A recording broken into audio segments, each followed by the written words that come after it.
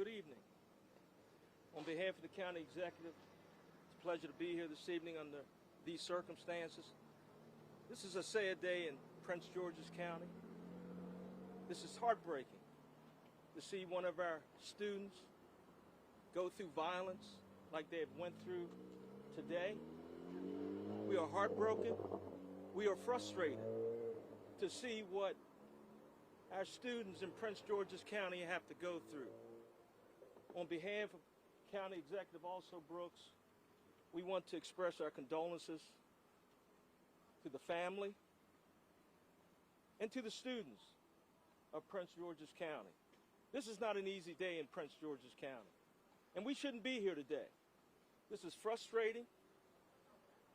This is mind-boggling to see one of our precious students go through this senseless act of violence. So again, on behalf of the county executive, we want to express our sincere condolences. If she could be here today, she would say that. I think everyone knows how she feels about our youth in Prince George's County and all the programs we try to provide for them. But this is a very senseless act, and I just don't know what else to say. I'm going to close by having the deputy chief come up. Good evening. I would just like to reiterate what Mr. Stanton and the county executive stated about, how sad this day is for our community. On behalf of the Prince George's County Police, we would like to offer our condolences to the family and friends and our community who will be grieving this tragic death tonight.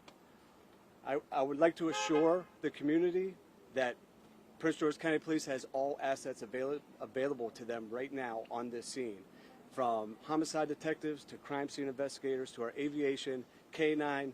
We even brought extra detectives out to this scene. We are determined to find a suspect who callously, in broad daylight, killed one of our teenagers in our community. I would like to give a recap of what I know. This is all preliminarily at the time. What we know is the female student was walking on Palomar Drive shortly after school, around 3:45. While walking, there was a dispute between two groups. During this dispute, a gun was shot, and our victim was tragically killed. I would like to now introduce the superintendent of Prince George's County Public Schools. Thank you. Good evening. I'm Millard Howell, Superintendent of Schools with the Prince George's County Public School System, and together we gather with really heavy hearts. It is, of course, with great sorrow that we address this press conference with our community as we grapple with the devastating loss of a bright and vibrant PGCPS student. Her potential, quite frankly, boundless. Her dreams and aspirations and talent, promising. She was a dedicated student, a beloved daughter, cherished friend, and a source of inspiration for many. PGCPS plans to have, of course, crisis counselors on campus for as long as it takes to support our students during this very difficult time. PGCPS will also place security enhancement equipment and training at Duval High School in the days ahead as well.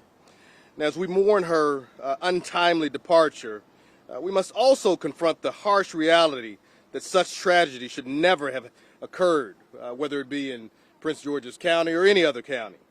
We demand the justice and appreciate our law enforcement officials as they work hard and tirelessly, even before this and after this, to crack the code on crimes just like this. We must come together as a community to truly ensure that this sorrowful type of incident does not occur in the future. Change in our schools, change in our community must happen.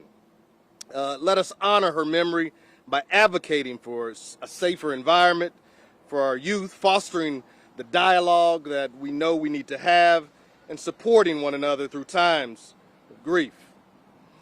In this collective effort, we can hope to prevent such heartless, heart-wrenching situations and losses in the future. Finally, may her spirit truly guide us towards a brighter and safer and more compassionate future. Dreams, every young person should have should be lived longer than we've seen today. Thank you. Just take a couple questions. Was the young lady a party to the dispute? Was she in one of the? Was she in one of the two groups? So we are very early on in our investigation right now. We're not sure if she was involved in one of the groups at this time. As you can see behind me, investigators are currently collecting evidence, searching for victims, witnesses, video, anything to help us catch this callous suspect, as I said earlier. Have you been able to talk to a lot of people, like witnesses? Like you said, there was groups here. At this point, we're still doing our investigation. So I don't know if the group of the dispute was between students or not. And it was one gunshot. Preliminarily, we're not sure. You're not identifying the saying student. that she was not the intended target. We are not sure yet. So that's everything we're doing. I mean, everything is so preliminarily right now that we just don't have a lot of answers for you at this time. Mr. House, have you been briefed at all about this young lady? You're not revealing her name, but is she? No, sports, anything? I haven't been given any specifics. We're letting law enforcement dive in the way they need to dive in. This was not one of the schools that had the security enhancements to start the year then? This school was in the next phase, which would have been in the next couple of months, but we're going to actually move that up to ensure that this community feels the kind of safety that we know it wants.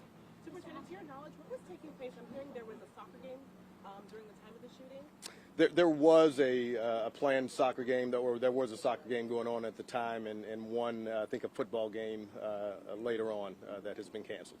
Thank you, Mr. Superintendent. Thank you all very much. I appreciate you.